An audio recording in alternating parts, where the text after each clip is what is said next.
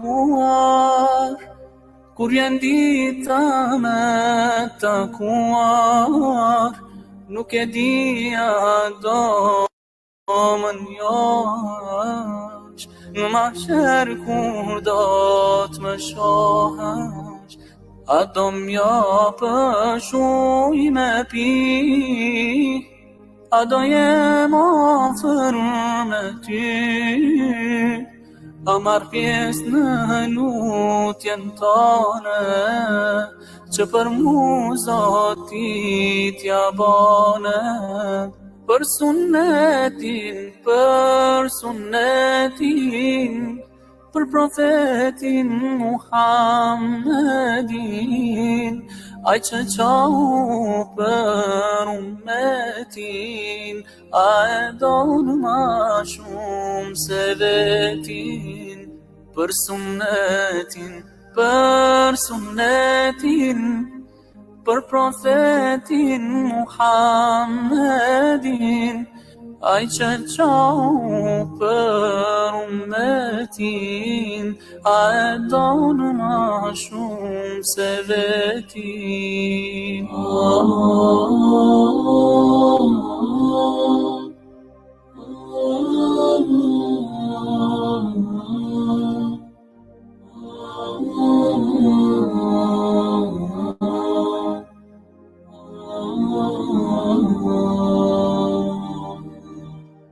Gjitha sprovat e dunjas, ti dashuri ke pas, të përgjakën të munduan, por as pak nuk të friguan.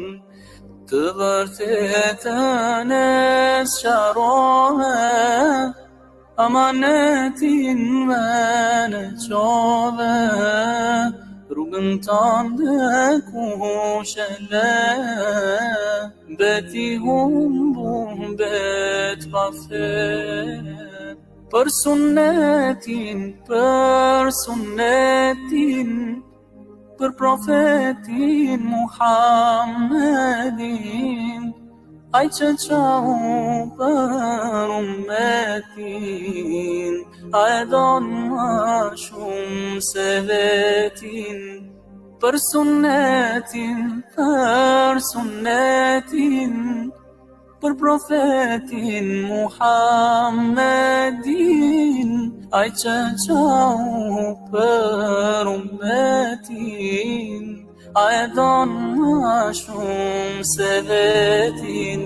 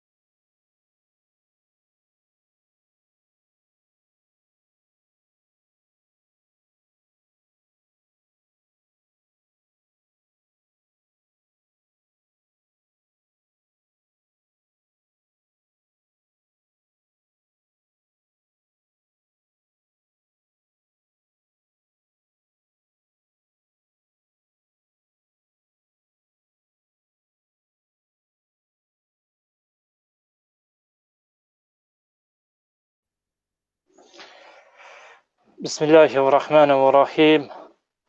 Falënderimet dhe adhurimet i takojnë Allahut Azza wa Jall. Selavatet dhe përshëndetjet tona ja drejtojmë të dashurit ton Muhammed Mustafa sallallahu alaihi wasallam, mbi shokët e tij besnik, mbi familjen e tij të ndershëm dhe mbi ata të gjithë që pasuan dhe janë ende duke pasuar rrugën e tij deri ditën e fundit. Të nderuar vëllezër dhe motra, të nderuar shikues të televizionit Tani Islami në Facebook, ashtu edhe një herë dhe në YouTube që para ndjekin dhe shikuesit në YouTube, televizionin Tani Islamin. Mirë se erdhët në emisionin ton Rruga drejt Udhezimit, ku e transmetojmë çdo të diele prej orës 20:30 me hoxhallah ton të ndryshëm nga troja tona shqiptare. Vëllezër dhe motra, të nderuar shikues të televizionit Tani Islamin, Sonte e kemi të ftuar Hoxhen ton të nderuar nga Maqedonia ose nga Shkupi, Hoxhen e nderuar Hafezat Dauti, ndryshe është edhe ish vllai i Hoxhës Omer Dauti, që ka qenë në emisionin ton më herët.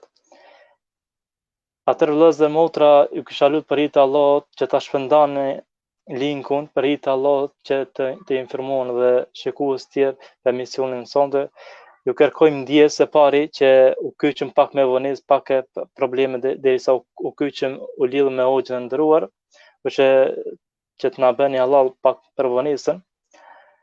Atëherë inshallah pa u bërko e kishëm kyç Hoxhën e nderuar, ku e përshëndesim Hoxhën e nderuar me përshëndetjen islame.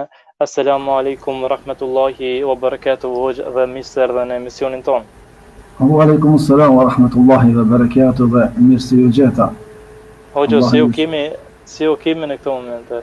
Alhamdulillah, mirë të dashur Allahu. Falenderoj se juve për ftesën dhe mundësinë. Vetëm se nuk jemi nga Shkupi, po jemi nga Tetova, po nuk është problem. Informacionit tjetër se je me Omerin jemi vëlla, po ai është vëllai im, se është më i vogël. Mashallah. Atëherë Hoxhë, Allah shpërblet Hoxhë nderuar që keni pranuar ftesën që ti jesh në mesin ton. Atëherë Hoxhë, inshallah në pika të shkurta na shpjegoni se kush është Hoxhë Hafezat Dauti nga Vjena dhe kështu me radhë. Bismillah. Pa mos u mbërko, fillimisht falenderojmë Allahun xhalla shanu wa xhalla xhelaluhu. Vetëm ata adhurojmë, vetëm për ti falje, mëshirën ti, mundësinë dhe gjitha të mira të kërkojmë. Duke quar salavatet dhe selamet mbi pejgamberin ton të dashur Muhammedin sallallahu alaihi wasallam, mbi familjen e tij të pastër, mbi shokët e tij besnikëve, mbi gjithë ata të cilët e kanë ndjekur rrugën e tij, janë duke ndjekur, do ndjekin edhe më të tjerë deri në ditën e gjykimit. Përshëndes juve dhe njëherës ju falenderoj për ftesën, e di se është disa herë më keni ftuar, po ja që tani ka qenë kader të jemi mysafir në këtë emision, në këtë programin tuaj, duke dashur të them sinqerisht, nuk kam dash të marr pjesë për shkak mos t'ia zëm vendin hoxhallarëve më eminent, nga se alhamdulillah në tretë tona kemi hoxhallar të cilët kanë oratori, kanë njohuri edhe më tepër mbi fen, edhe kështu që nuk kam dash të inkuadrohem edhe për shkak si çdo kush e njeh veten e tij se sa ka mundësi. Po ja insistimi ju i bëri që unë të jem mysafir këtu. Unë jam Hoxh Hafezat Dauti, përndryshe kam qenë imam mbi 25 vjet në një fshat afër Tetovës, fshatin Brudec. Pastaj kam qenë imam edhe në Kopenhagen të Danimarkës. Tani përkohësisht përsëri jam në Zvicër të afër Bernit, në një xhami ku jam duke shërbyer si imam të një xhamat këtu shqiptar, xhamati mrekullueshëm. Unë edhe një herë i përshëndes të gjithë shikuesit apo ndëgjuesit e këtij televizionit me emrin shumë të bukur Ta njohim Islamin. I përshëndes edhe juve. Edhe tani si shkon puna, mund të vazhdojmë me temën apo? Të Hoxhë, inshallah pjesa e parë takon ty me legjëratën dhe pjesa e dytë do i takon shikues me ndonjë pyetje, po se pa të them ty, a do të kemi mundësi shikuesit ta bëjnë ndonjë pyetje inshallah. Unë kështu me modestinë më të madhe, me sinqeritetin më të madh, nuk e kam problem për punën e pyetjeve, atë që e di e themi e dim dhe e shpjegojmë për ato që s'u dim. Alhamdulillah ka hoxhallar që din, mjaft edhe keni pat mysafir siç kam pa, keni pat mjaft hoxhallar eminent, fort që alhamdulillah kanë dhënë përgjigje. Unë kisha pat dëshirë që nëse pyetjet do bëhen prej fillimit të bëhen lidhje me temën. Nëse bën pyetje me temën do të ishte mirë. Nëse jo, atëherë për pyetje tjera mendoj që pyeten hoxhallarët të cilët e kanë atë lëmie dhe kanë njohuri mas mirë të mos u him ndër hak.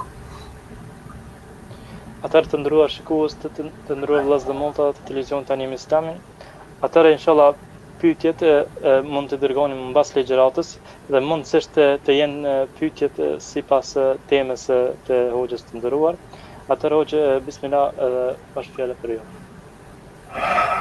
Bismillahirrahmanirrahim. Unë pasi mora ftesën dhe pranova që të jem mysafir në këtë emision, sigurisht se si çdo hoxh mendon që çfarë duhet me folë dhe çfarë është e nevojshme dhe çfarë mendojmë se është mirë për xhamatin, për shoqërinë, për njerëzit tonë që na ndjekin edhe ku jetojnë bashkërisht. Dhe është pak problem të zgjedhësh temë të cilat me të vërtet do të jetë e dobishme dhe e hajrit. Prandaj unë si zakonisht e kam parim që gjithmonë mundohem që flas njerëzive ato që e shoh të nevojshme se kam nevojë edhe unë për një punë dhe për një çështje të tillë. Dhe mendoj se me njerëzit të cilët jemi në rrethin, ku punojmë, ku vazhdojmë të jetojmë me ta dhe i shohim mangësitë, dobësitë edhe mendojmë që do të ishte më mirë që të flasim mbi ato probleme. Prandaj zgjodha të flasim mbi një temë shumë të rëndësishme që mendoj se do të jetë e hajrit dhe e dobishme, duke lutur Allahun xhaleshanu që të na bëjë të sinqert në ato që do ta themi ne dhe të jemi edhe vetë ne praktikues të asaj që do të kërkojmë nga xhamati. Bëhet fjalë për disa elemente apo pikërisht për 3 elemente, ashtu siç edhe e keni bërë edhe ju njoftimin, për 3 elemente të cilat ndërtojnë një shoqëri.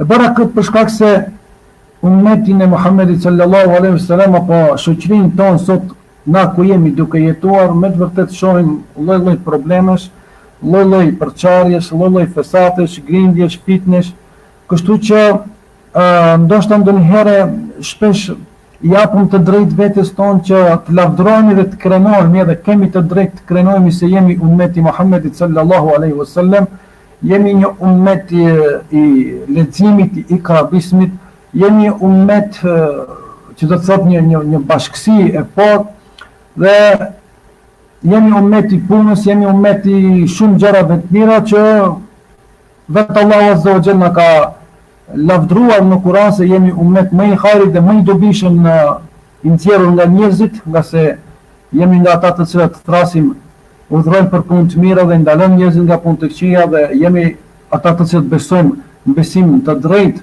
Pra wa tu'minuna billah, besojmë në Allahun xhaleshanu wa xhalla xhelalu. Ne po kur shohim punët tona në krahasim me ummetin e Muhammedit sallallahu alaihi wasallam dhe me ata që kërkon Allahu xhalla wa ala dhe kërkon pejgamberi sallallahu alaihi wasallam, do të shohim se me të vërtet punët nuk na bëjnë. Jemi pak më të sinqert. Nuk jemi ai ummet të cilën e ka lavdruar Allahu azza wa jalla Kur'an. Nuk jemi ai ummet për të cilën ka kërkuar pejgamberi sallallahu alaihi wasallam dhe edhe pse ndoshta shumë herë me fjalë, me biseda, me muhabete ekzistojnë dhe thash edhe më herët ndoshta edhe kemi të drejtë të krenohemi mirë, po do të ishte më mirë sikur vërtet që përmbahemi apo të forcojmë këto elemente të cilat unë do të mundohem në pika të shkurtra, nga se për secilën ka temë dhe ligjërat në vete, unë do të mundohem të rrëmbullaksoj ata, e që ka të bëjë me elementin e parë bashkëpunimi, elementi i dytë është dituria dhe elementi i tretë është puna. Duhet të jemi të sinqertë se edhe bashkëpunimi, edhe dituria, edhe puna janë të 3 elemente të cilat e ndërtojnë një shoqëri ashtu siç duhet dhe ashtu siç kërkon Allahu xhalla wala. Pra, forcohet një ummet i Muhamedit sallallahu alaihi wasallam ashtu siç duhet, edhe mendoj që neve sot kur kemi nevojë për këto 3 elemente. Dhe është shumë interesant se asnjëra patjetër nuk mund të shkojnë, por edhe dy nuk mund të shkojnë nëse mungon njëra. Nuk mund të kemi bashkëpunim nëse nuk kemi dituri, nuk mund të kemi punë nëse nuk kemi dituri dhe bashkëpunim, nuk mund të kemi bashkëpunim nëse nuk kemi dituri edhe punë, domethënë të 3 elementit janë të lidhura tepër ngushtë njëra me tjetrën.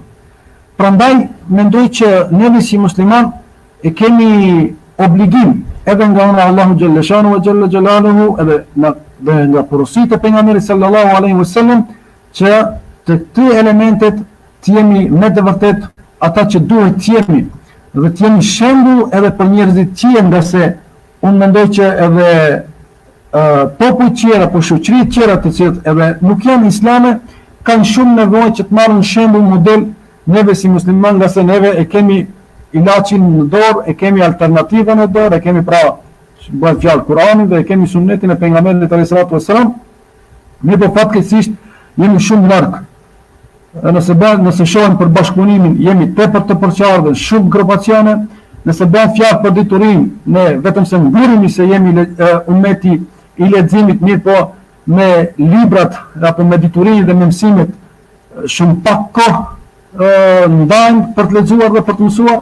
Dhe çështja tjetër po ashtu që është shumë e rëndësishme, puna dhe vepra, domethënë që të punohet dhe të veprohet në bazë të asaj që Allahu xhallahu ala ka urdhëruar dhe na ka mësuar pejgamberi alayhis salatu wassalam dhe punën. Unë do të mundon të bëj disa shembuj edhe nga jeta e pejgamberit alayhis salatu wassalam, po edhe disa porosi, edhe për ta kuptuar më mirë se do të ishim një shoqëri tepër që do të lexonte dhe do të ishim rahat dhe nuk do të ishim kështu sikur që jemi, po ti forcojmë dhe po ti mbajmë të gjitha këto elemente. Nëse marrim Kur'anin familjar, në lidhje me punën e bashkëpunimit, do të shohim se Allahu xhaleshanu ve xhelalu në Kur'anin familjar mbi 80 herë Allahu azza wa jall i thirr muslimanët apo i thirr besimtarët jo njëjës për shumës, duke thënë ja eyyuhalladhina amanu, o ju të cilët keni besuar. Dhe jo rastësisht Allahu xhaleshanu ve xhelalu edhe obligimet e detyrat të cilët na i ka dhënë për t'i kryer, pra të gjitha obligimet të cilët duhet t'i bëjmë, vlera e tyre tek Allahu xhaleshanu bashkërisht është më e madhe. Për shembull, namazin e kemi obligim dhe vlera më e madhe dhe grada më e lartë e vlerës së namazit është sigurisht se kur falemi bashkërisht me xhamat është më e mirë. Prandaj edhe nëse i shohim edhe në anën tjetër, kur Allahu azza wa jall i thirr njerëzit përsëri në shumës ja eyyuhan nas, o ju njerëz, mbi 20 vende në Kur'an, Allahu xhaleshanu ju drejtohet përsëri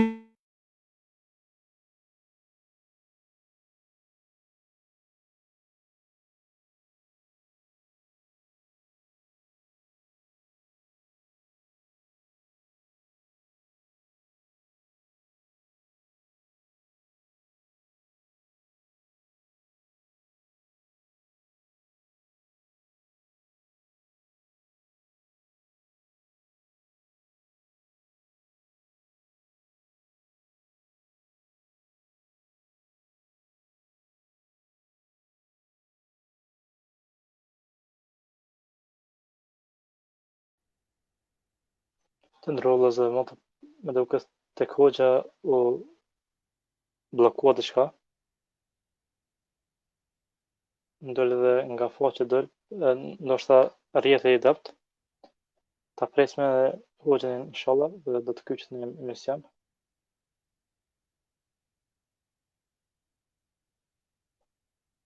Nëse mos ka problem me rrjetën e tij.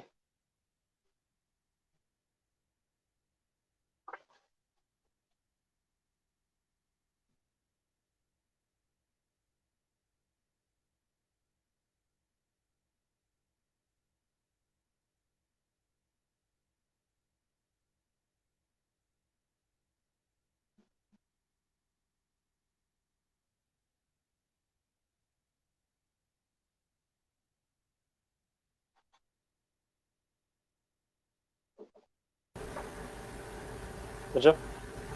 Pat ndërprerjet programit apo diçka nuk ishte rregull? Po më duket te kjo o ndal do ngri kamera te kjo hoxha. Të më thënë nuk është ndëgjuar, a?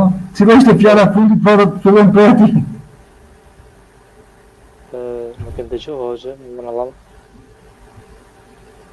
Nuk isha djeni te Ka kohë që është ndal apo tani? Jo, s'ka kohë, më duket edhe 15 sekonda, do më thonë, mbas të ndalë, më një të ka qitë faqë që të banë jashtë, mos s'ka kohë shumë. Nëse, me rëndësi është që unë dëgjuam për temi jemi duke folur, mbi elementet, apo 3 elementet. Po, gjë, po. Bashkëpunimi, dituria dhe puna. Ishim duke folur pra në pikën e para, po elementin e parë për bashkëpunimin. Dhe të thamë që Allahu Gjellëshanu vë Gjellë Gjellalu në Kuranin familjar, mbi 8 herë ka bo thire në shumës, pra duke thënë, ja ju helledina amenu, o ju besimtar, pastaj edhe kur i drejtohet gjithë njerëzve duke thënë, ja ju hennas, o ju njerëz, mbi 20 herë, edhe përsëri shtojnë thire tjera që Allahu Gjellëshanu në thret, është fjala ja ose o bijt e Ademit, që në bën me dije, apo në bën që të kuptojmë se Allahu Gjellëshanu o Gjellë Gjellalu kërkon të bashkëpunojmë. Po ashtu kemi drejt për drejti Allahu Gjellëshanu o Gjellë Gjellalu kur urdhnon dhe kërkon për neve që të bashkëpunojmë në punë të mira, në devotshmëri, në miqësi, e jo në punë të këqija të cilët mbjellin armiqësi apo vepra të cilët nuk janë të këndshme apo nuk janë të mira për ummetin dhe për shoqërinë. Ndërsa pejgamberi alayhis salatu wassalam në fjalët e tij ka lënë shumë hadithe dhe shumë porosi të cilët na bën me dije që të punojmë dhe të jemi sa më të bashkuar dhe me bashkëpunim. Dhe ka thënë pejgamberi alayhis salatu wassalam se ummeti i Muhamedit alayhis salatu wassalam pra janë si një trup, nëse një pjesë e atij trupit ka dhimbje, i gjithë trupi ndjen temperatura, po ndjen dhimbje.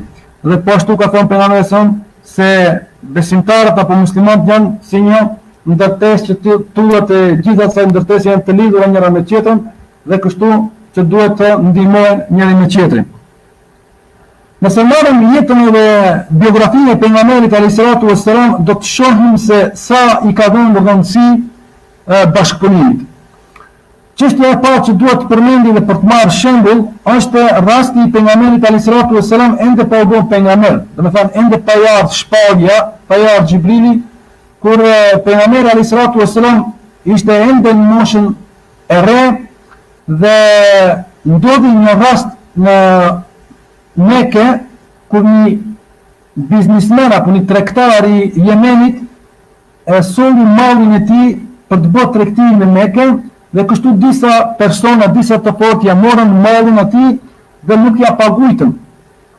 Kështu kjo padrejti nuk i pëlqej Muhamedit alayhis salam, edhe pse nuk ishte ende pejgamber, nuk ishte edhe i dërguar, me portim se ai morali i tij ka qenë shumë i lartë dhe padrejti nuk ka mund t'i durojë edhe më herët. Edhe kështu që i thirr të gjithë krijetarët e fisëve të asaj kohe të cilët kanë qenë të fuqishëm dhe ja tregon këtë rast. Nga se Jemenasi, pasi nuk pati mundësi që ja marre të holët e pasurisë që e kështë që ta shep në Mekë, ata padrejtësit e tyre i tregonin në përmes poezive, që dinin aty afër qapës dhe i recitonin poezit, duke treguar të cilëve të pranishmeve se çfarë padrejtësie është bërë. Dhe kështu kur Muhamedi alayhis salatu wassalam ndëgjoi këtë, dhe ai i ftoi parin e gjitha pisëve dhe ja tregoi rastin dhe kështu u kriju një aleancë për bashkëpunim me qëllim që të bilet në ndihmë njerëzive të cilët kanë nevojë dhe ju bëhet padrejtësi, njerëzit të cilët janë të dobët, njerëzit të cilët janë të varfër, njerëzit të cilët pra më të vërtet ku pasanikët apo të fortë apo të cilët kishin familje më të madhe ju bën padrejtësi. Dhe u krijua kjo aleancë dhe kështu që e thirrën atë Jemenasin dhe ja kthin pasurinë prap, kështu që e rregulluan punën edhe ajo aleancë apo ajo bashkëpunim mes atyre udhëhecëve të pisave, ku edhe vetë pejgamberi alayhis salatu wassalam, edhe pse ishte i ri, ishte prezent në këtë aleancë. Dhe këtë rast pejgamberi alayhis salatu wassalam na e ka treguar edhe qysh kur ka shkuar pastaj në Medinë, mos i është bërë pejgamber, ju ka treguar sahabëve këtë ndodhi dhe ka thënë se po të njepet rasti edhe një herë në atë aleancë do të kisha marrë pjesë me shumë dashuri dhe me shumë qejf. Çfarë na jep të mësojmë apo çfarë urtësie mund të nxjerrim nga kjo? Nga se pejgamberi alayhis salatu wassalam ka pranuar pra të bashkëpunoj edhe me mushrikët e asaj kohë vetëm por t'ju dalë në ndihmë njerëzive të cilët ju është bërë padrejtësi. Dhe ka thënë po të jepet rasti, do të merresha pjesë edhe një herë në atë aleancë. Nëse ne shohim sot bashkëpunimin tonë mes muslimanëve, vallahi është për të qartë. Ne jemi ndarë dhe nuk ndihmojmë njëri me tjetrin, nuk bashkëpunojmë njëri me tjetrin, vetëm se ne jemi përcaktuar të falim namazin për shembull në një mëdhëb tjetër. Dhe është bërë përçarje në shumë xhamate dhe grupacione, saqë me të vërtet vjen keq kur shohim se të gjithë jemi të drejtuar në një kible, të gjithë lexojmë një Fatiha, të gjithë lexojmë një Kur'an mbas, ne po vetëm forma e tyre na ka bërë që sot na jemi të ndarë dhe nuk ndihmojmë dhe nuk bashkëpunojmë, bile vjen puna deri aty saqë vllai me vllai ndalen për xhamie bashkërisht dhe nuk jep selam, vetëm se ai falen në formë ndryshe apo ka përzgjedh një mëdhëb tjetër. Dhe kjo na bën që të ndjehemi shumë keq, për shkak se nuk është e Islamit kjo kur na shohim se pejgamberi alayhis salatu wasalam pra për punët e këqija, për t'i larguar dhe për t'i menjanuar ata, ai ka pranuar të bashkëpunoj edhe me të tjerët. Rasti tjetër i pejgamberit alayhis salatu wasalam që na bën me dije shumë se sa e vlefshme dhe sa e këndshme dhe sa e dobishme është puna e bashkëpunimit. Ne e dimë gjithë se kur pejgamberi alayhis salatu wasalam bashkë me sahabët bën hijretin dhe me njëherë pas u bën hijreti, puna e parë e pejgamberit alayhis salatu wasalam çfarë ishte? Bëri vëllëzrimin dhe bashkimin e ensarëve dhe muhaxhirëve. Këtë ne gjithë e dim, ne po nuk dim të nxjerrim mësimin dhe ursinë pse pejgamberi alayhis salatu wasalam pikërisht punën e parë bënin i vëllazëroi muhaxhirët dhe ensarët. Nga se e dinte pejgamberi alayhis salatu wasalam se me bashkëpunim, kur do të vëllazërohen njëri me tjetrin, kur do të ndihmojnë njëri me tjetrin, atëherë do të arrihet edhe suksesi, aq sukses për të cilët më veç na jemi dhe e dim dhe jemi të bindur dhe e besojmë se pejgamberi alayhis salatu wasalam bashkë me sahabët, me muhaxhirët dhe me ensarët e arritën aq sukses të madh prap duke bashkëpunuar. Sa ishte bashkëpunimi i tij? Kur na dim se kishte nga ensarët të cilët i morën muhaxhirët dhe ju ndajtën edhe pasurinë, edhe shtëpinë, edhe çdo gjë që kishin në dy pjesë. Ne po, a ishin muhaxhirët ata të cilët tani si erdhën aty edhe ta shfrytëzojnë rastin, ku e kemi rastin e Abdurrahman ibn Aufit me Saad ibn Abi Rabah, nëse këtu ditë ishin pasanik, edhe ai në Mekë edhe ky në Medinë, prandaj edhe këta u vllazëruan njëri me tjetrin. Saad ibn Rabah tha urdhno o vllai musliman, merr çfarë duash nga unë, pasuri, shtëpi, çfarë kam di, merrën ti. Mirë po, a ishte Abdurrahman ibn Aufit që ta shfrytëzoi rastin të hënë tani më dha mundësia dhe të marr, sikur shumë musliman sot tani kur shohin një vëlla musliman bujar, edhe më njëherë mendojnë që vetëm t'ja marrën atë nëse e shohin se ai është njëri bujar dhe me vërtet jep, apo çfarë ndodhi? Abdurrahman ibn Aufit tha jo, nuk dua të ti të marrësh asgjë, vetëm ma trego ku është tregu, edhe unë filloj veç të punoj, edhe veç të arrij dhe veç alhamdulillah ne e dim gjithë se pasi ja tregoj pazarin apo t'ja tregoj vendin e tregut, Abdurrahman ibn Aufit u bë përsëri një ndër pasanikët më të mëdhenj të Medinës. Edhe pse ishte pasanik edhe në Mekë dhe atje e la këtë pasurinë për hir të Allahut azza wa jall dhe për ta përkrahur Islamin dhe Muhammedin sallallahu alaihi wasallam. Kena bën me dije se kështu me vllazërik, kur muslimanët bashkohen dhe bashkëpunojnë në çdo punë dhe në çdo vepër, Allahu xhalla shanu wa xhalla jalalu padishin se e jep edhe bereqetin. Dhe ne kemi shembuj të shumta, edhe në kohën e sahabët pejgamberit alayhis salatu wasalam, por edhe në kohën e tabiinëve dhe gjithë derisa muslimanët gjithmonë kanë hecë përpara dhe janë forcuar, e dim se krejt kjo arritje dhe ky sukses ka qenë se ata kanë pat bashkëpunimin shumë në nivel.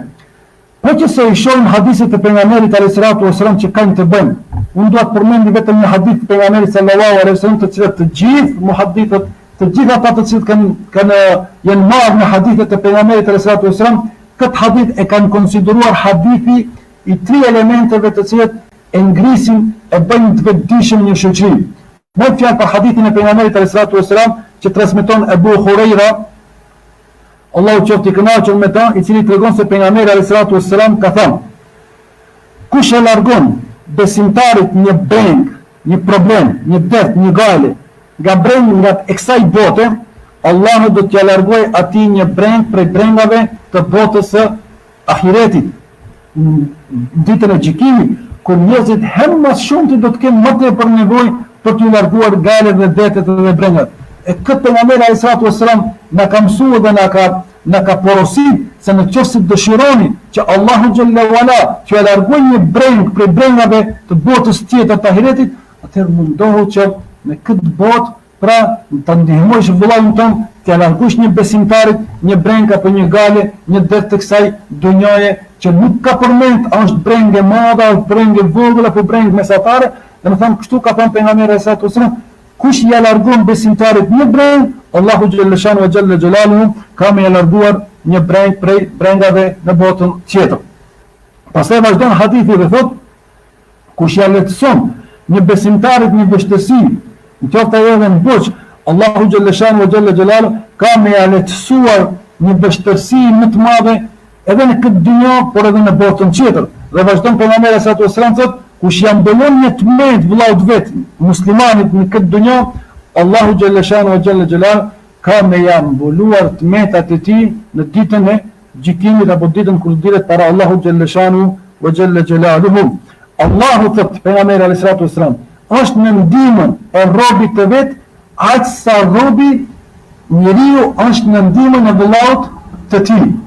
Do të thonë, ne sa jemi duke u ndihmuar dhe duke bashkëpunuar njëri me tjetrin, aq e kemi edhe ndihmën e Allahu xhaleshanu wa xhalla xhelaluhu, kështu që neve mund të arrijmë edhe më tepër sukses. Prandaj ka thonë dhe ka vazhduar hadithi pejgamberit alayhi salatu wasalam, kush ndjek rrugën për të kërkuar dituri, për të marrë mësim e urësi, Allahu do t'ja lehtësojë atij rrugën për në xhennet.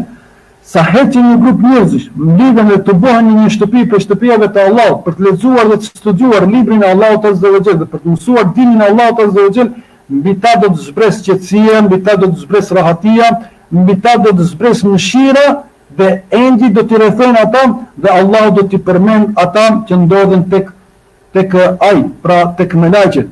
Dhe fjalët e fundit në këtë hadith pejgamberi sallallahu alajhi wasallam thot, dhe ata që do t'i lanë pas dore apo atë njeri i cili nuk e avancon puna, vepra e tij nuk e avancon prej ardhja e tij se pa marrë parasysh se nga ka ose çfarë nacionaliteti është apo pa marrë parasysh se çfarë është.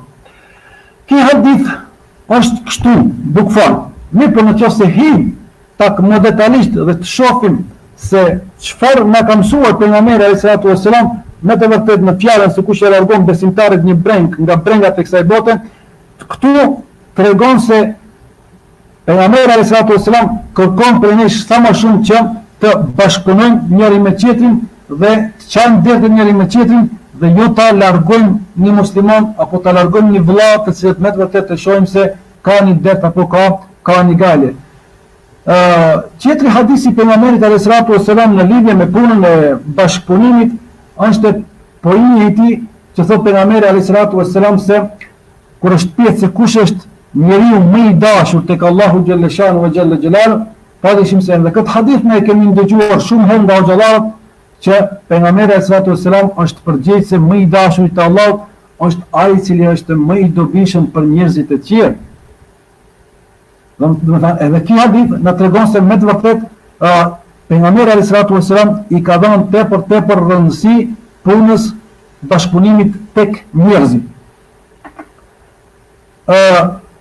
Ka shumë për të folur në lidhje me secilin prej këtyre pikave që na ka mësuar pejgamberi alayhi salatu wasalam për bashkëpunim, mirë sebeb shkaku i kohës, neve nuk mund të ndalemi shumë për këtë punën e bashkëpunimit, por duhet ta kuptojmë se me të vërtet pejgamberi alayhi salatu wasalam na ka dhënë shumë miqtë dhe na ka dhënë shumë sihariqe për njerëzit të cilët janë të harit dhe janë dobishëm dhe janë në ndihmën e vllajt të vet dhe mundohen që gjithmonë t'ia largojnë një dert, t'ia largojnë një gale, ta ndihmojnë diku ku ka ai nevojë, siç ka thënë pejgamberi alayhi salatu wasalam edhe në një hadith tjetër, ta ndihmosh vllaun tënd musliman derisa ai ta krije punën dhe ta përfundojë punën, dhe nëse është punë e vogël, është më e vlefshme dhe më e rëndësishme tek Allah si me qenë një muaj itikaf në xhaminë e pejgamberit alayhi salatu wasalam. Dhe thënë kjo tregon që është tepër e vlefshme dhe tepër luan rol bashkëpunimi të muslimanëve. Kur bëhet fjalë në lidhje me punën e dijes, ne dhe thamë se me të vërtet flasim, themi që jemi ummet i dijes, mirë po që se shohim tek njerëzit dijen, me të vërtet shumë pak lexohet, shumë pak mësohet, shumë pak ndëgjohet, shumë pak njerëzit ju japën rëndësi mësimeve dhe ligjëratave apo leximit, për të cilat ne e dim shumë mirë se Allahu xhalleshanu wa xhalla xhelaluhu sa i ka dhënë rëndësi pra dijes. Andaj në hadithin që e thamë më herët të pejgamberit sallallahu alaihi wasallam, kush merr rrugën për dituri, Allahu ka me ja lehtësuar rrugën për xhennet, ka më mirë se kjo. Pastaj Allahu azza wa jalla ka thënë në Kur'an, thuaj, a janë të barabartë ata që dinë me ata që nuk dinë? Ose shprehja, lutja për të cilat Allahu na mëson edhe si të lutemi, ku thot wa qul rabbi zidni ilma, dhe thuaj Zoti im na shto diturin. Kjo fjala zidni është interesant se nuk mund ta gjejmë në Kur'an për kërkesë apo për shtim, nga se fjala zidni do të thonë ma shto, as për pasuri, as për autoritet, as për famë, as për asgjë tjetër përveç se diturin. Prandaj pejgamberi alayhis salatu wassalam i ka dhënë tepër rëndësi dhe ka thënë kush dëshiron mirësitë e kësaj dhunjaje, le të vrapojë, le të marrë dituri sa më shumë. Kush kërkon mirësinë botës tjetër, xhenetin, Allahu xhalleshanu, përsëri le të vrapojë mas diturisë. Dhe kush e don mirësitë e kësaj bote dhe botës tjetër, përsëri le të vazhdojë mbas diturisë, që do të thonë se shumë rëndësi ka dhënë fjalë diturisë pejgamberi alayhis salatu wassalam. E mos flasim edhe sa ajetet kuranore që flasin mbi punën e dijes.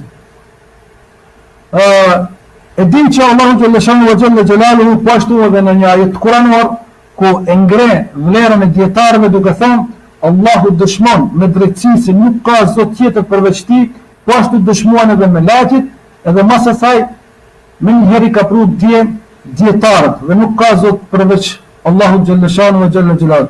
Dhe me thënë, mas kësaj më nuk ka shtuar, dhe kjo është një privilegj, nëse e dim se shikoni çfarë vlerë dhe çfarë grade i ka ngritur Allahu xhalleshanu wa xhalla xhelaluhu dietarët, andaj ne e kemi të ndaluar të qëndrojmë pra në ignorancë. Unë e them shpesh herë dhe shumë herë, ki islam vallahi janë shumë i bukur. Ki islam është islam i dijes, islam i argumentit, islami të cilët me të vërtet neve na ka mësuar pejgamberi alayhis salatu wassalam, na ka detyruar dhe na ka porositur që të vrapojmë sa më shumë të mas dijes. Mirë po ajo që ka humbur bukurinë sot kësaj feje, padyshim që është ignoranca, nga se nuk mundet musliman edhe besimtar i islamit, edhe ndjekës i sunetit të pejgamberit alayhis salatu wassalam, edhe të jesh jahil apo të jesh ignorant. Nga se ignoranca ja humb bukurinë kësaj feje. Përveç kësaj feje ja humbin bukurinë edhe bidatet, zakonet, traditat, rrisitë të cilat kanë dalë për duke menduar njerëzit se kjo është çështje fetare, edhe ja japën rëndësi më shumë të bidateve dhe zakoneve se sa urnave të Allahu xhalleshanu, dhe çështja tjetër që ja ka humbur bukurinë kësaj feje, padyshim që janë mëkatet, gjunahet tona, të cilat i bëjnë raport me Allahun xhalleshanu dhe mëkatet të cilat i bëjnë raport me njerëzit apo në shoqërinë ku jemi duke jetuar. Thash se cili element është mirë të pritet veçanti tonë në vete, por unë thash do të mundohem vetëm të rrumbullaksoj. Pra, bashkëpunimi, dija edhe puna. Ku është pyetje për punën, për veprat, ne e dim se pejgamberi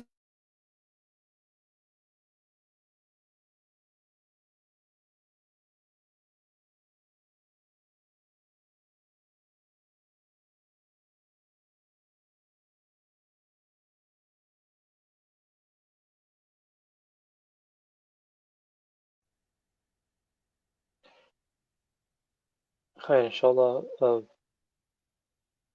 prap u bloku tek hoxha e nderuar, që edhe ta presim hoxhën e nderuar dhe do ta kyçmi në emisionin tonë. Mendoj se prap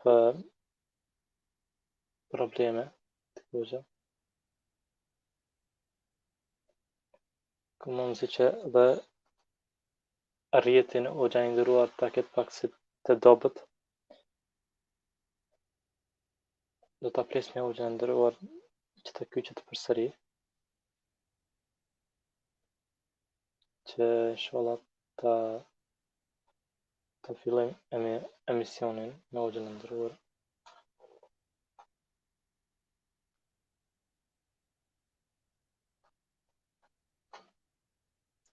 Të ndërruar vëllezër mund të shpërndani inshallah sa të keni mundësi linkun që inshallah të kemi dobi nga hoxha i nderuar Hafezat Dauti.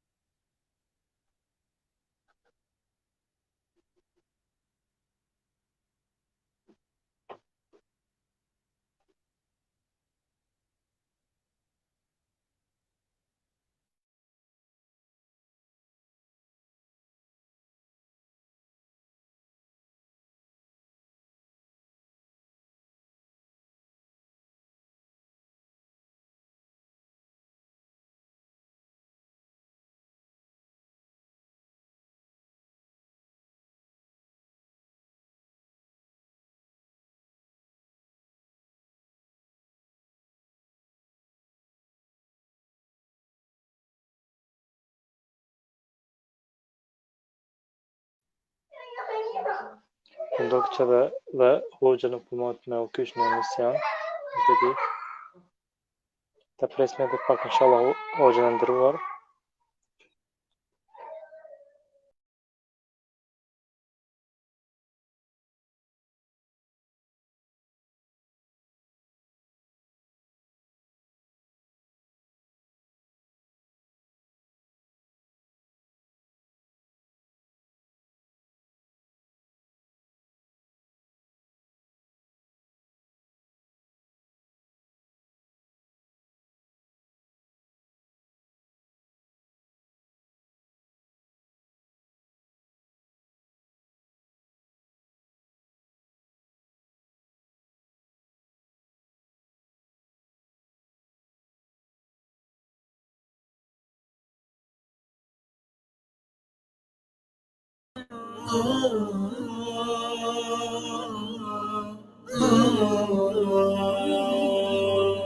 Lotë e mërzi, zemra ka për ty, besën ta kam dha që ka me por e kam thy, atë fjalë që dhash ty, ti mbydhe syt afer pampa.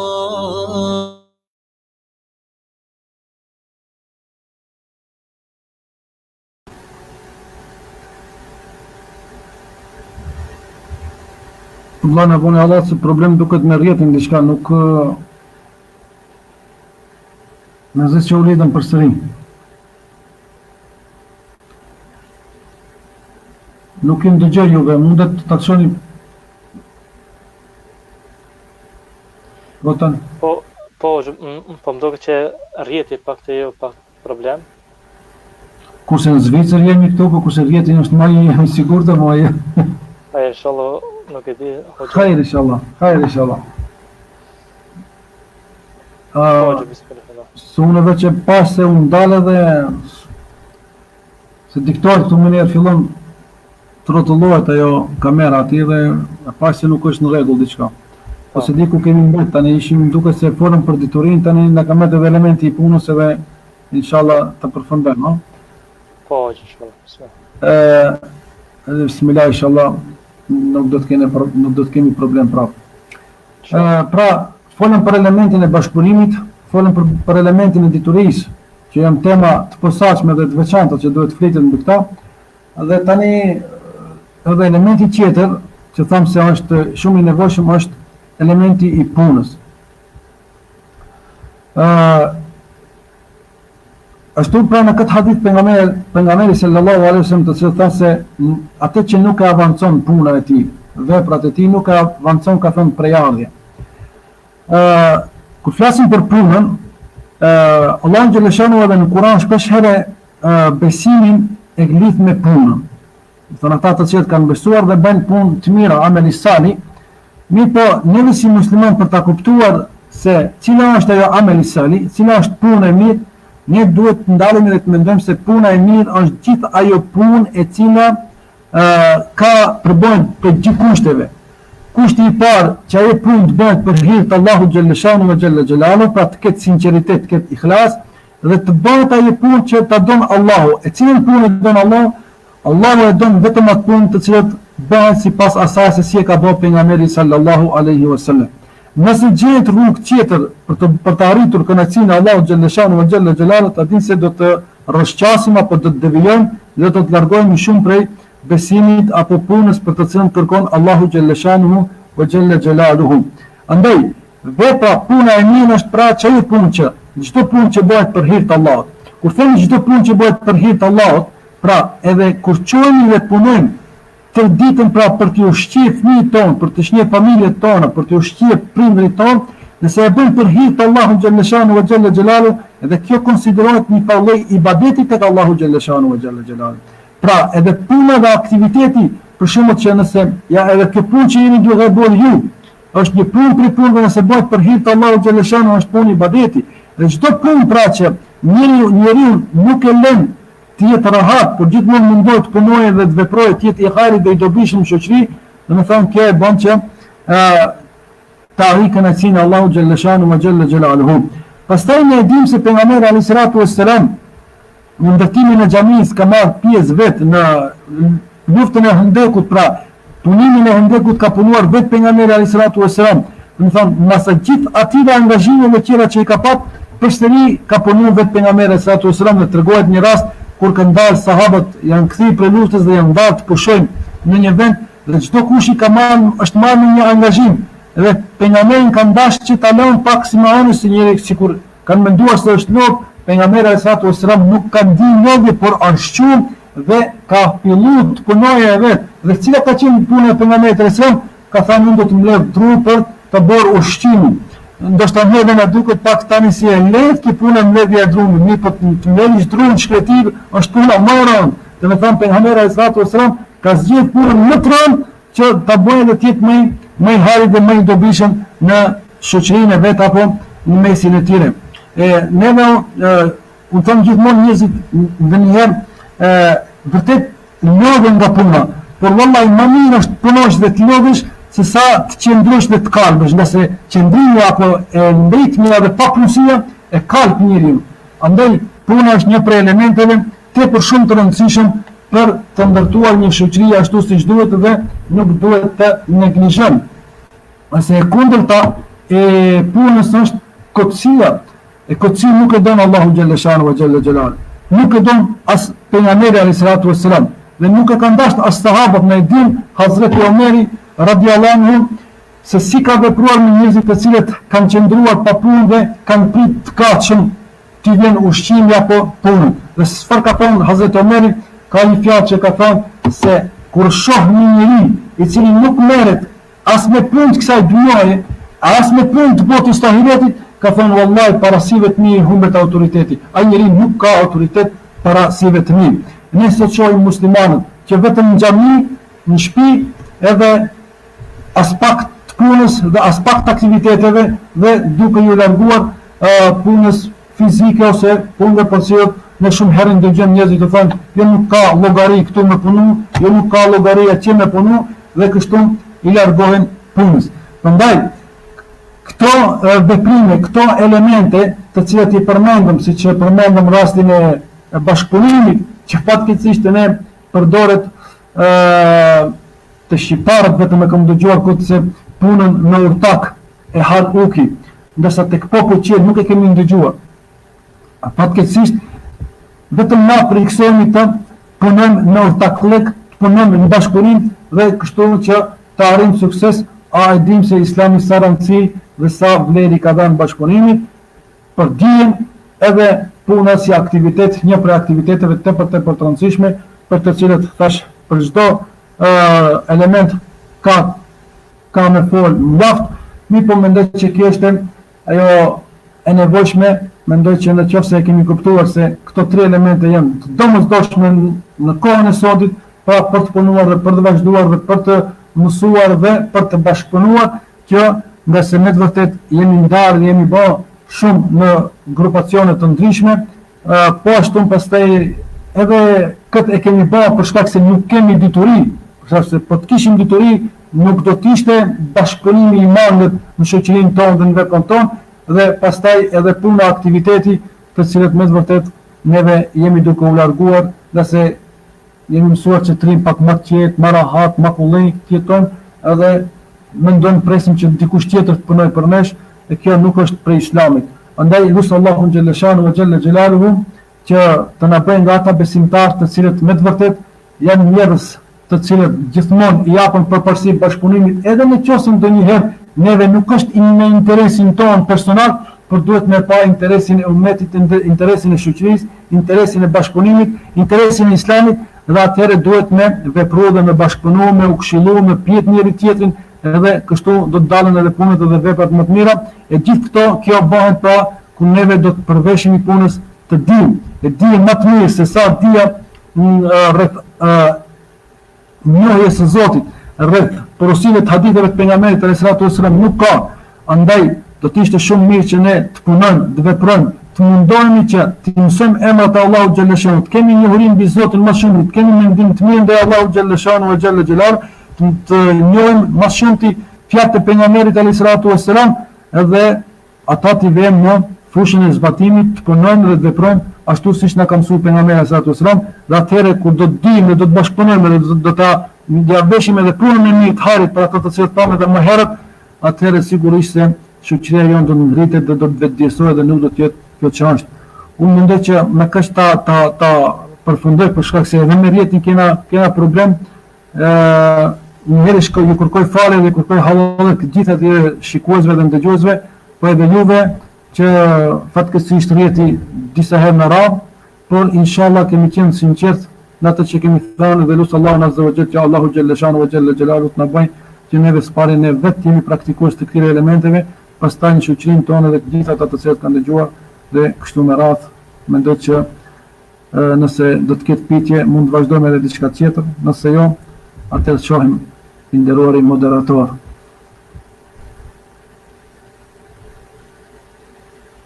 Alo, më dëgjoni?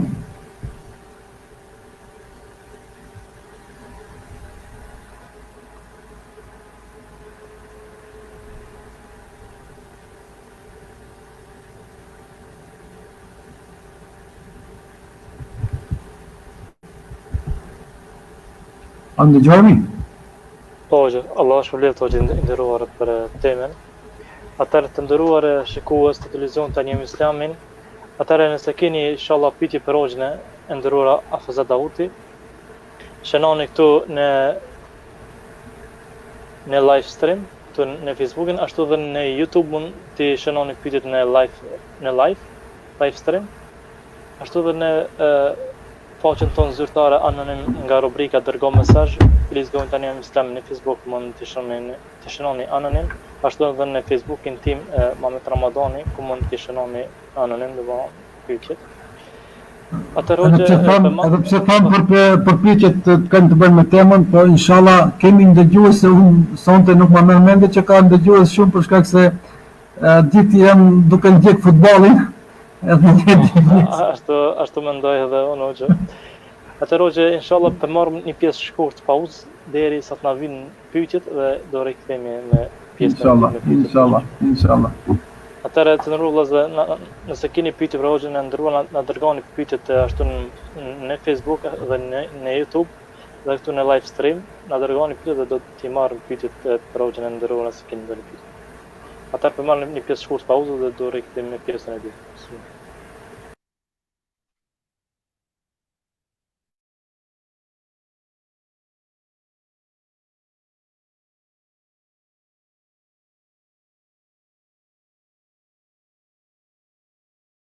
Geeft een boost aan jouw persoonlijk project. Dankzij een community van mensen die willen lenen.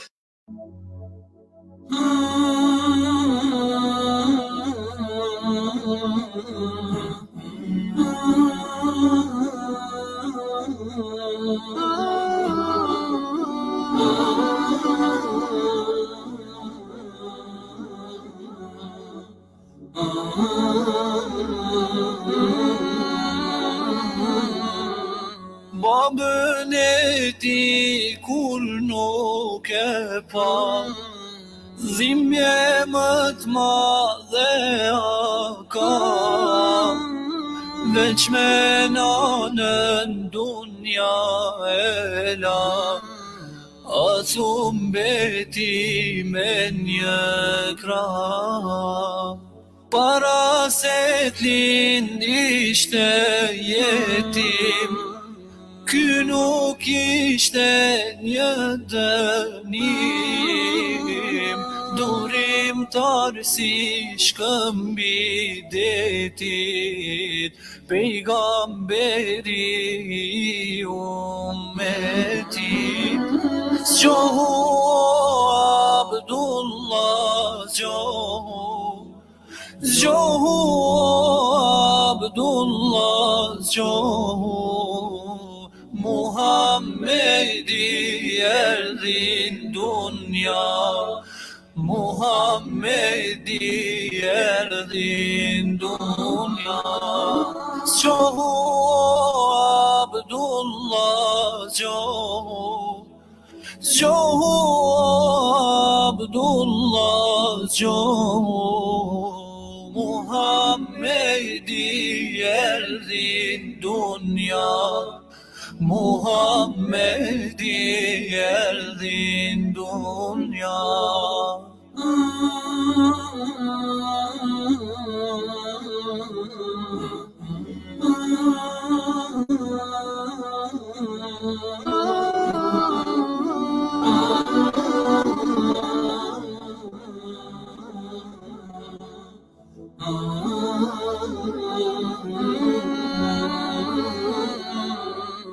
Kur i bani aj 6 vjet, drita syve e labet, nana e ti ndrojet, por jo zoti i vërtet. Gjithë fëmijët nën duke thanë, Bisupet e ti mërzim ban, syri Muhammedit lotam, syri Muhammedit lotam. Gjohu Abdullah, gjohu Abdullah, gjohu Muhammedi erdhin dunya, Muhammedi erdhin dunya. Gjohu Abdullah, gjohu Abdullah, gjohu Muhammedi erdhin dunya, Muhammedi erdhin dunya.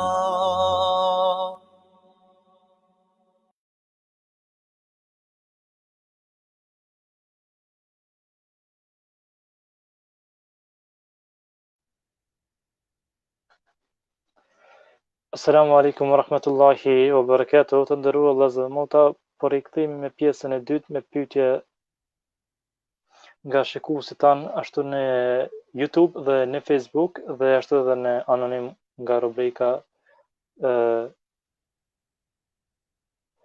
dërko mesazh. Atëherë hoxhë nderuar, pa u mbor kohë, inshallah të marrim pyetjen e parë nga një motër që shkuan për një motër anonim. Thotë, Assalamu alaikum, dua të pyesë për një motër, është anonim, ajo ka bërë namazin fsherazi, po tash alhamdulillah bën namazin normal, po dëshira e saj është që të mbulohet, por nuk ka përkraje dhe nuk e lejon si duhet vepruar në këtë rast ajo motër. Allah ju shpëlbef. Wa alaikum selam.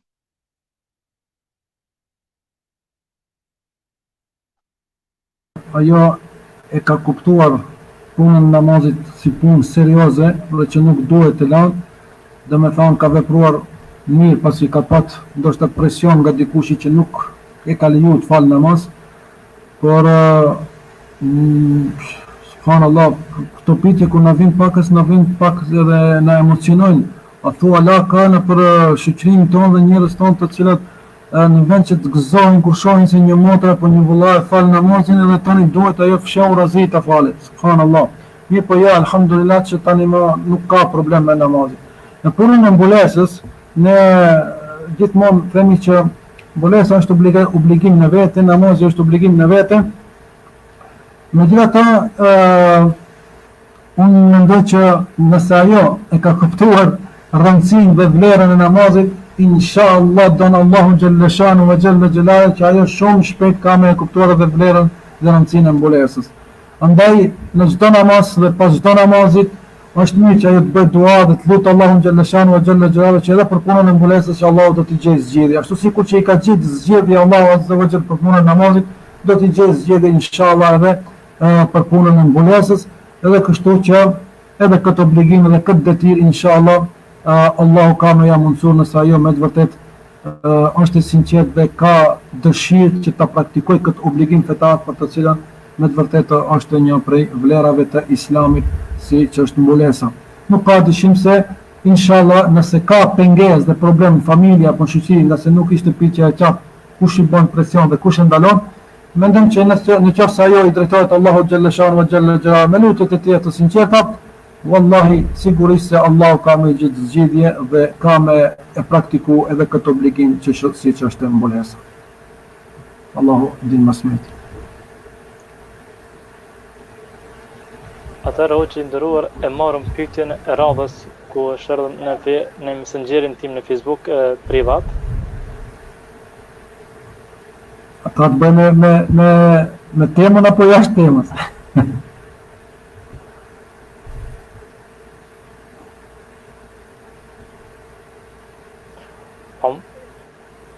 Më duket ka lidhje pak edhe me temë, po edhe jashtë temës, hoqë. S'është problem. Thotë ashtu moderatori jon, llojon keq kam thotë Assalamu alaikum për ty vëlla dhe për hoxhën e nderuar. E kam një pyetje, nëse një musliman posedon njohuri për islam, por nuk punon sipas asaj, dije që ka as nuk bën davet sipas njohurisë që i posedon, po punon dika tjetër për dynja, si është gjendja e tij sipas islamit. Allah ju shpërblet me xhenetin firdausin. Aleikum salam. Aleikum salam. Dhe me thamë se njëri ka njohuri fetare, din, mirë po nuk e shfrytëzon atë din për të bërë thirrjen davet apo për të thirrur njerëzin në islam, por punon vetëm për interes të kësaj dhunjaje, apo nuk punon sipas asaj dijes. Një herë ne duhet ta dimë se Allahu xhallahu shano i bën kundërshtim vetëm me fjalën e Allahut azza wa jalla, i cili thotë: "Lima taquluna ma la taf'alun", mos e thoni ato që nuk e punoni. Dhe me thamë spari daveti i pejgamberit alayhi salatu wasalam, ne dimë se mas shumë të dhe sahabët dhe njerëzit të devotshëm, mas shumë të kanë bërë davet me heshtje, me moralin e tyre, me punët dhe veprat e tyre, se sa me ata që ata kanë folë. Mirë po, është e vërtet, edhe na njohim njerëz të cilët Allahu i ka dhënë dije, Allahu i ka dhënë oraturi, Allahu xhallahu i ka dhënë edhe pasuri, ka mundsuar që të ketë dhe mos ketë nevojë të shohin njerëzit se çfarë do t'i japin, po ta pole hakin mirë, po i ka mashtruar dunjoja dhe ata më tepër japën rëndësinë duke mos e kuptuar fjalën e Allahut xhallahu që Allah subhanahu wa taala thotë se nuk ka punë vepër më të mirë se sa ai i cili tërhet njerëzit në rrugën e drejtë dhe i largon nga punët e këqija. Dhe me thënë, thirrja në rrugën e Allahut, thirrja apo praktikimi i davetit është një prej punëve dhe veprave më të dashura tek Allahu xhallahu xhelaluhu në një. Ti çfarë do të thonë që ti të bësh shkaktar që dikush t'ia fillojë namazin, që ti të bësh shkaktar që dikush të largohet prej një haramit apo prej një mëkati të cilët e idhnon Allahu azza wa xhel, që ti të bësh ta shfrytëzosh atë detyrim. S'pari duhet të palamendrosh dhe ti jesh mirënjohës ndaj Allahut subhanahu wa taala, që Allahu azza wa xhel ka pasuruar me atë njohuri, ka dhënë edhe dituri, ka dhënë edhe pasuri, ka dhënë edhe shëndet, andaj duhet ne e shfrytëzojmë. E tash pse ai është mashtruar nga shejtani, është mashtruar nga dunjaja mia, e dim gjithë se vërtet kjo dunja apo kjo botë është tepër mashtruese dhe me të vërtet i ka larguar njerëzit.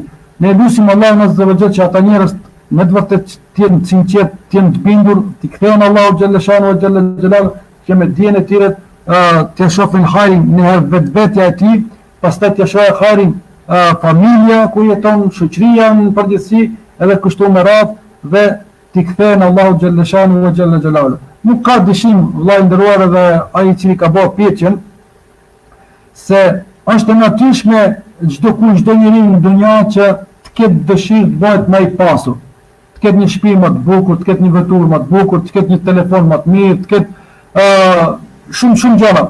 Mirë po, unë thëmë, krahas këtyre, pse mos ta ketë të instaluar në trunin e tij ai edhe si tjetë më i mirë tek Allahu xhallahu, tjetë më i bukur tek Allahu azza wa jall, tjetë njeriu më i dashur edhe tek Allahu po edhe tek njerëzit, duke qenë besimtar i mirë. Mirë po, këtu ka disa sifate apo disa cilësi të cilat nuk i lanë njerëzit. Edhe duhet Allahu të lutim Allahun që Allah të na ruaj neve edhe gjithë muslimanët nga këto cilësi. Pra cilësia e parë që nuk i lën njerëzit për të bërë të mirë dhe për të shfrytzuar diturinë dhe njohurinë si duhet, është vetëpëlqimi dhe mendjemadhësia, të cilat këtë sifate pa shejtani, dhe ajo që nuk kishte njohuri, nuk kishte dije, ai njihte Zotin, mirë po, ja që vetëpëlqimi dhe mendjemadhësia e bëri që pastaj ai mos ta praktikoj urdhën e Allahut xhaleshanuhu dhe mos ta zbatoj urdhën e Allahut xhaleshanuhu siç duhet, dhe ashtu më së fitoi edhe mallkimin e Allahut xhaleshanuhu xhalla xhelalu. Pastaj si cilësia tjetër të cilat na bën që mos të jemi të mirë ashtu siç kërkon Allahu azza wa jalla është lakmia, që e pat babai i njerëzimit Ademi alayhis salam, që ishte lakmia që e nxori prej xhenetit. Do them, nëse subhanallahu, Allahu azza wa jalla Ademi alayhis salam për shkak të një lakmie që disi ta hajë pemën e ndaluar dhe mendoi që ajo pemë do ta bëjë të pavdekshëm edhe asnjëherë mos dalë prej xhenetit, pikërisht çat urdhën që e fitë Allahu xhaleshanu që e bëjë ndaluar, që e lakmia e nxori për xhenetit. E ne si pretendojmë që të futemi në xhenetin e Allahut me lloj mëkate që lloj gjunash dhe duke thirrë gjithë unat e Allahut xhaleshanu ve xhalal. Dhe çështja tjetër të cilat neve nuk na lën të bëjmë të mirë është hasedi, xhelozia, e cila është prezente tek bijtë e Ademit alayhisalam tek Habili dhe Habili, që me të vërtet e bëri edhe e solli punën deri në vllavrasje. Këto tri cilësi dhe të pëlqimi, lakmia dhe hasedi, xhelozia, janë që neve na ndalojnë që mos të bëjmë punë të mira dhe mos të bëjmë vepra të cilat i don Allahu xhaleshanu, por të merremi me mashtrime të kësaj dunjaje dhe të kësaj bote, edhe Allahu e din më së miri. Ne lutim Allahun që ka njerëz të tillë, por inshallah Allahu i zoni drejton dhe e shfrytëzon në rastin nëse kjo botë është shumë e shpejtë dhe kalumtare dhe do të vjen një ditë që do të pendohen vallahi pse nuk e kanë shfrytëzuar diturinë që Allahu ua ka dhënë dhe atë pasuri edhe kështu me radhë. Ne e dim se njerëzit që do të pendohen ditën e gjykimit më shumë të janë 3 persona, sigurisht ndoshta e keni dëgjuar. I pari do të jetë një dietar që ka pa dije dhe nuk ka punuar siç duhet, njëri i fuqishëm dhe një njeri i cili ka pak pasuri dhe nuk e ka shfrytëzuar siç duhet. Dhe kur do të shoh ato se Allah i ka dhënë dije dhe ai në dunjë nuk e ka shfrytëzuar dijen siç duhet, do të pendohet ato zot edhe njerëz sikur ta në dunjë dhe do të shohë se sigur kisha me punu me këtë dije. Po edhe njeri i cili ka pa qenë i fuqishëm i fortë dhe ku vetin e tij nuk e ka harxuar në kontribut për Allahun xhaleshanu ve xhalal, edhe personi tjetër që do të pendohet më shumëti është njeriu i cili ka pak pasuri, Allah e ka begatuar me pasurinë, por nuk ka shfrytzuar ashtu siç duhet dunja dhe e ka harxuar kot e kot në vende të pa dashura që Allahun e ka dhënë. E qartë? Nuk më dëgjoheni. Lëshoni mikrofonin se nuk më dëgjoheni, i nderuari moderator. Po, gjë e qartë është. Atëre e marrëm pyetjen e radhës o gjë nderuar. Pyetja e radhës është nga një vëlla. Selam aleikum. Cilt ishin 10 ditë e përgëzuar në xhenet? Haxhi Laci ka bërë këtë pyetje, sigurisht se ke di kush janë ata 10 të përgëzuarit në xhenet, më ka dashur ata të cilët i ka përgëzuar pejgamberi sallallahu alaihi wasallam në xhenet. Ndoshta i kanë dëgjuar, ndoshta i din, po mund të përmendim se 10 persona të përgëzuar në xhenet ne i dim, kemi dëgjuar se është Ebu Bekri, është Omeri, është Osmani radhiyallahu anhu, është Aliu radhiyallahu anhu, është Abdurrahman ibn Aufi, është Ebu Ubejde, është Talha, është Zubeiri, është Sa'd ibn Abi Waqqas dhe i 10-ti është Said ibn Zubeiri. Nëse i ka mbajt më mirë, nëse s'i ka mbajt më atëre, duhet ti kërkojë dhe ti shkruaj. Mi po, nuk është më rëndësi që neve vetëm t'i dim këto emrat e xhenetlive. Por, ajo që neve kërkojë për nesh, është që t'i dim punët dhe veprat të cilët i kanë bërë këto sahabit të cilët pejgamberi sallallahu alaihi wasallam i ka përgëzuar në xhenet. Imagjino si komun për shembull të qëndroje apo të flena rahat apo të jetoje njeriu i cili me punët e tij kanë arrit që ta fitojnë xhenetin e Allahut xhaleshanu ve xhalal. Kjo është shumë emocionuese, nëse ne him pak edhe mendojmë për këto sahabi se çfarë punë dhe vepra kanë punuar që e kanë arrit këtë gradë që pejgamberi sallallahu alaihi wasallam i ka përgëzuar me xhenet. Por nuk janë vetëm këto 10 persona të cilët i përmendëm. Ka edhe njerëz tjerë që ka përmend pejgamberi sallallahu alaihi wasallam, kemi rastin edhe të Bilalit, që i ka thënë se kam dëgjuar nallet e tuaja, kemi rastin për shembull edhe punën me Hatixhes, kemi rastin e atij personit i cili ku ka qenë pejgamberi sallallahu alaihi wasallam në xhami dhe ku ka thënë dëshironi ta shikoni një njerëz i cili është në xhenet, li ka në njerëz tjerë dhe ka treguar punën e vepra. Por qëllimi i pejgamberit sallallahu alaihi wasallam ka qenë që neve të marrim mend dhe mësim se çfarë punë ata kanë bërë, që të punojmë edhe ne inshallah të fitojmë xhenetin e Allahut azza wa jalla, Allahu mos miti. Allah shpëlbet o gjendëruar, atëherë të marrëm edhe pyetjen e fundit për sonte dhe do të përmbyllim emisionin ton. Atëherë pyetja e fundit është nga një vëllai i nderuar, thotë unë deshta një pyetje, pse hoxhallarët e sotit nuk e tregojnë gjendjen e muslimanëve, a nuk e kanë obligim apo jo? Unë desha një pyetje, pse hoxhallarët e sotit nuk po e tregojnë gjendjen e muslimanëve, a nuk e kanë obligim apo?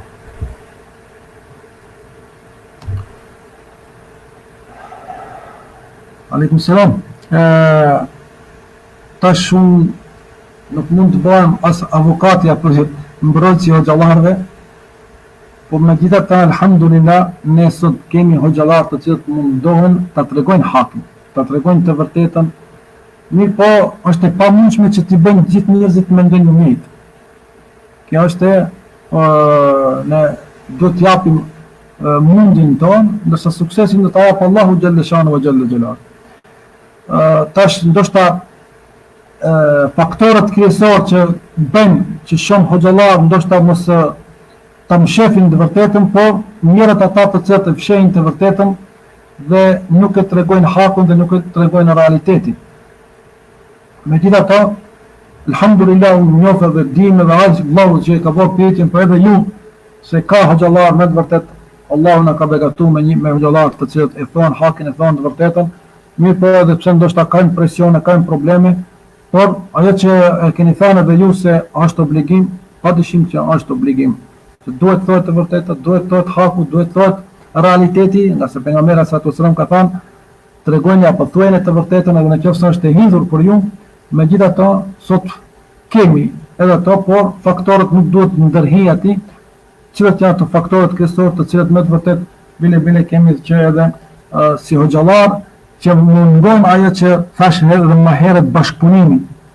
Edhe tek hoxhallarët mungon bashkëpunimi, po inshallah Allahu na bashkon gjithëve, na bashkon vetë fjalës Allahut azza wa xal, na bashkon vetë sunnetit pejgamberit sallallahu alaihi wasallam dhe inshallah njerëzit më tani veç kanë edhe për të mësuar dhe për të lexuar dhe inshallah gjejnë hakun të vërtetën dhe pastaj punojnë bazë të asaj që ka thënë edhe Aliu radhiyallahu anhu, njihen të vërtetën, pastaj do të shihni se kush janë bartësit e saj. Inshallah Allah na bën nga ata të cilët vërtet jemi batës të hakut, të vërtetës, dhe kështu njerëzit inshallah ata të cilët kanë logjik, kanë mençuri, kanë mendje të shëndosh, inshallah do të kuptojnë se kush janë ato të hakut dhe punojnë dhe duhet që ti përkrajnë apo ti ndëgjojnë edhe të vazhdojnë të punojnë bazë të porosive të tjera. Allah shpëlbet o gjendëruar, ashtu edhe juve shikues të nderuar që na ndjekët në këto momente, Allah shpëlbet që keni marrë pjesë në emisionin tonë. Po që edhe një herë Allah shpëlbet o gjendëruar që pranove ftesën që t'jesh në emisionin tonë. Besoj me lenin Allah që të takohemi në emisionin të radhës me hoxhallar tonë të ndryshëm nga trojet tona shqiptare. Po që edhe një herë përshëndetje islame. Takohemi në emisionin të ardhshëm. Asalamu alaykum wa rahmatullahi. Aleikum selam, falenderoj edhe për juve. Shfrytëzoj rastin edhe një herë që falenderoj edhe juve dhe t'ju uroj suksese në këtë emision dhe në këtë davet të cilët jeni duke bërë. Është një punë me të vërtet punë shumë e madhe, të cilët i mundsoni çdo kujt në për shpirtin e vetën, në për telefonat e vetën, në për çdo kund që të ndëgjojnë fjalën e Allahut dhe fjalën e pejgamberit sa Allah ju dhash shëndet, suksese dhe Allah ju bëft sinqert edhe juve që me të vërtet vazhdoni me këtë punë se është punë tepër punë e hajrit dhe e dobishme. Njëri të falenderoj dhe lut Allahun azza wa jall të shpërblet të gjithë dëgjuesit dhe shikuesit të cilët patën durimin dhe patën sabrin të qëndrojnë pranë ekranit dhe të ndëgjojnë fjalët tona të cilat neve u munduam me ato që patën mundësi. Dhe lut Allahun azza wa jall mbi të gjitha që Allahu xhaleshan të jetë i kënaqur me punën dhe fjalët tona. Inshallah nuk do të jetë hera e fundit, por do të dëgjohemi inshallah edhe herave tjera. Wa akhiru da'wana alhamdulillahi rabbil alamin. Faleminderit të takon Allahut. Amin inshallah. Allah shpëlbet o gjendëruar. Takohemi inshallah në emisionin të radhës. Asalamu alaykum wa rahmatullahi. Aleikum assalam wa rahmatullah. Të nderuar shikues të televizionit tani jam Islamin, Allah shpëlbet edhe një herë hoxhën e nderuar, hoxhën Hafezat Dauti, i cili me temën e tij të përgatitur na jepi disa këshilla Lutë Allahun Azza wa Jall që Allah t'ju shpërblen edhe juve shikues të nderuar që na ndjekët në ekranet tona.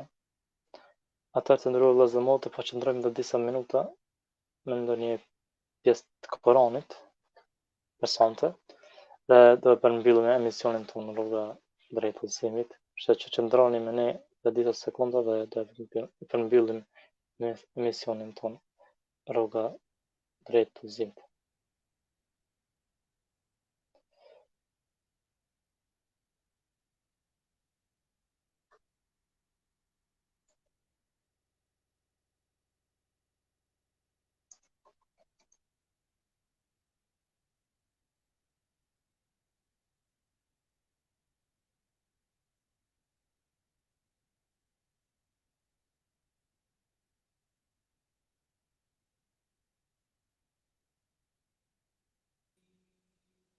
تبارك الذي جعل في السماء بروجا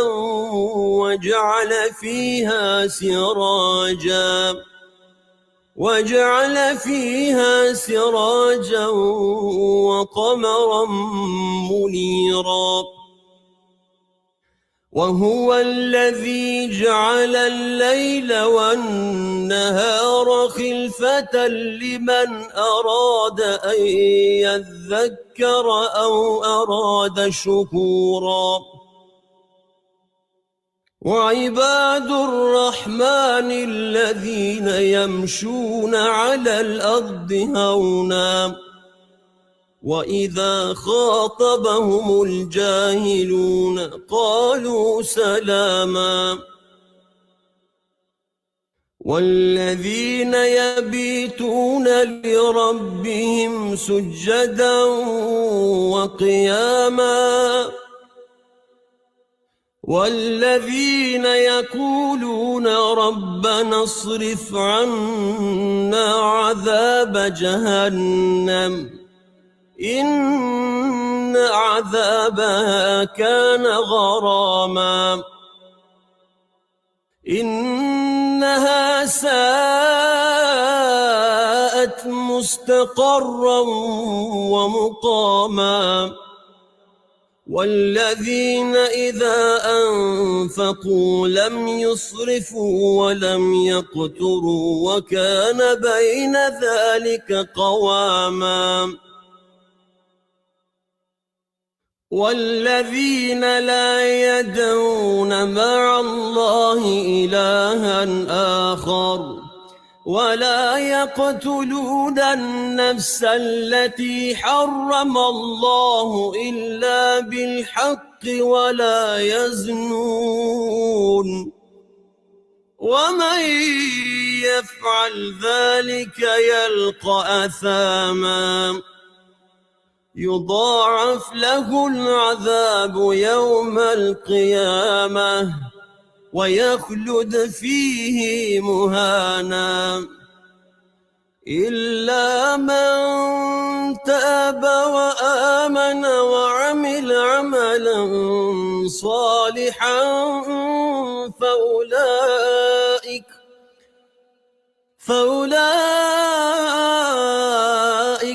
يبدل الله سيئاتهم حسنات